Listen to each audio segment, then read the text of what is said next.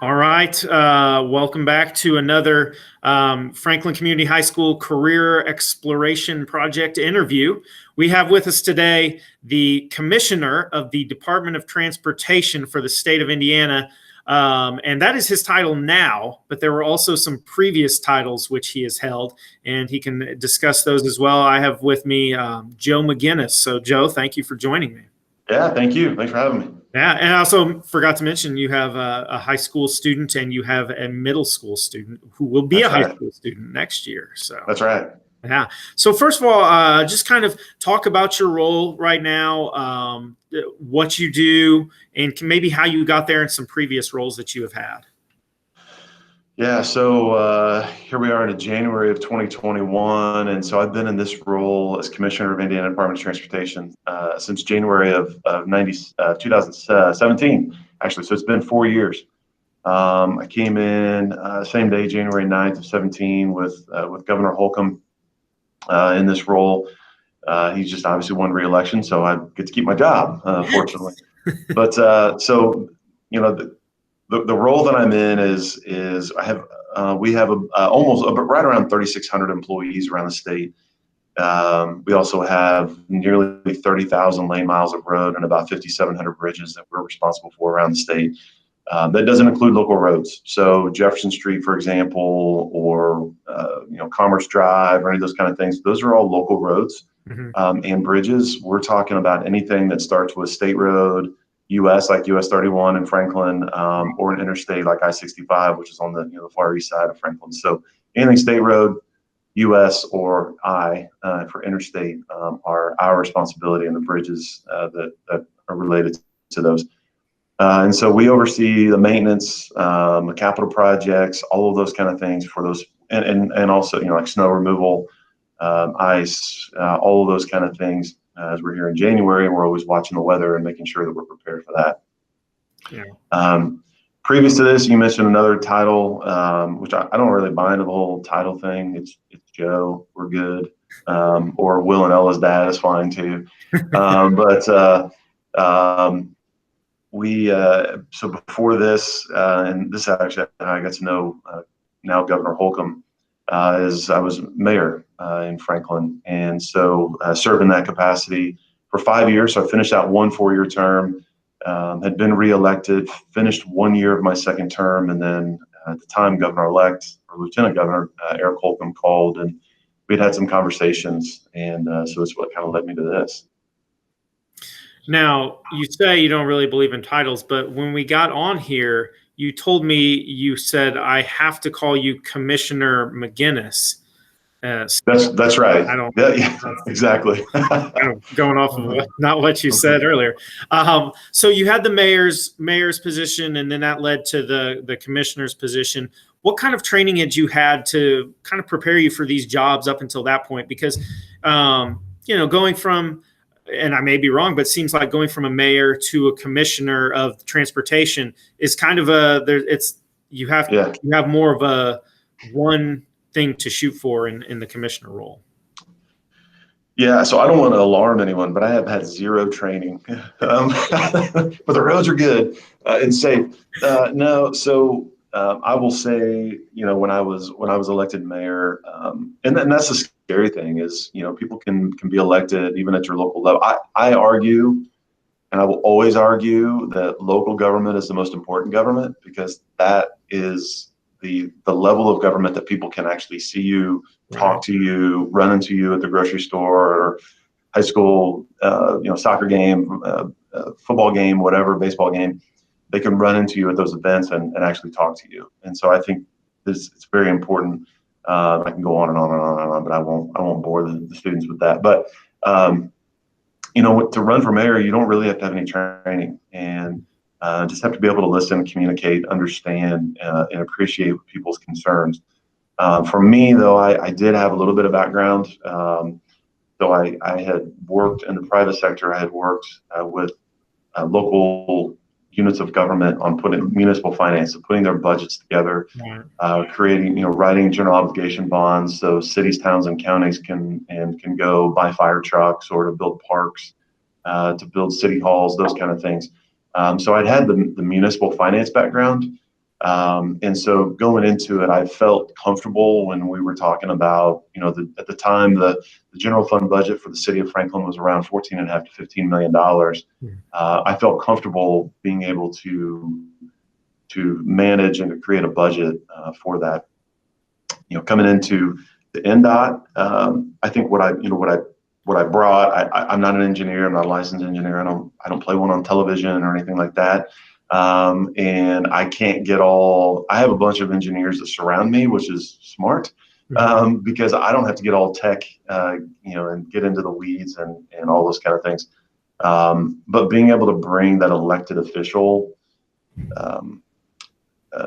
experience with me, I think is helpful. Yeah.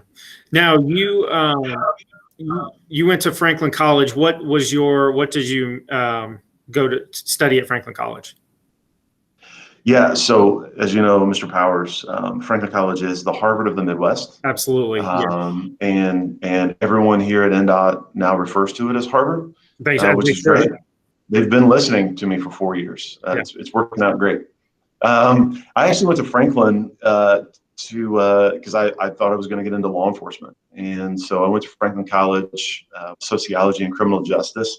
And when I graduated from Franklin, I got in, I kind of the first path that I went down was being a probation officer. And so I actually did that for 8 years before I realized that's not what I want to do. And so I went back to school, took some night classes, got a master's degree in business administration and accounting. And that's what directly led me into the municipal finance world and then on into politics. Okay. So what are some of the pros, like the things you like about even any of the positions you've held, and some of the things that you don't necessarily like? I don't like potholes. At the city level, definitely not at the state level now. They do generate some phone calls every now and again. I don't like snow or ice. Ice. You really like ice less, I would assume. Yes. Salt and overtime for drivers is really expensive. Everybody always wishes for a white Christmas. I do not, because I like to know that our people are at home safe with their friends and family on Christmas and not out pushing snow. But aside from that, some of the things that I do that I didn't even know that I enjoyed is kind of the game of politics. And that sounds bad that I say it like that, but it is. It is just that you have to be able to understand and implement and be able to get people to understand, particularly those people that you work with, why maybe we're going down this path. And I do enjoy, as I mentioned earlier, when you're mayor or at the local level, city council member, county commissioner, or whatever, you run into folks at a high school football game or whatever. As much as I do prefer to watch the game, whatever game it is, especially if my kids are participating, it's okay to listen to a constituents' concerns, whatever may be on their mind. And it's kind of a wide swath of concerns that you hear about, whether it's in the mayor's office or a DOT. Yeah. So, and then as far as like personality that you have for the jobs that you've had, what type of person as a personality would be good for it, and what type of personality would not be good for like the role that you have? Yeah, you have to, and one of the things that I've learned to appreciate, and I have gained some on this over the last several years that I've been in these roles, is being able to be patient. Especially at the DOT level, people get frustrated all the time. Like, well, why did this job take so long? Or we want this roundabout build or this interchange build or this lane added or whatever. Why can't you just go do it? And as much as I would love to, one, there's budgetary, constraints. Right. We have to design stuff. There's a lot of engineering that goes into it. There's a lot of obviously then procuring or hiring a contractor to go do the job. So you do have to have a lot of patience, and you have to understand when to listen, when to keep your mouth shut, which sometimes I have a hard time doing. But you have to be able to listen and keep your mouth shut at times, and hear people out. And so a short fuse. My fuse has gotten longer probably since college. But anybody that, doesn't have the patience or the tolerance to listen probably isn't cut out for public service. Yeah. Particularly at the elected level, but stay with it. If that's something you want to go down, you can gain those, you can pick up some of those attributes. Okay. So what would be good, like if someone wanted to go in this profession, whether it's, being an elected field or just public service in general, what could they be doing to prepare themselves, whether that's classes or just anything in general? Yeah, I think, one of the things that I really disliked, particularly in the beginning, and I even took a class on this at Franklin, was public speaking.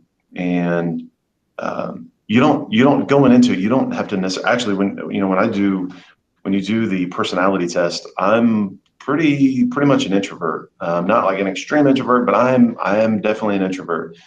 But you learn to come out of that shell when you need to. I still have no problem going home in the evening and just hanging out with the family and not talking. But when it comes time, the public speaking piece of it will come around once you have enough practice. Trust me on that one. And so I think the public speaking piece of that is important. Start picking up on that now, and just basic communication.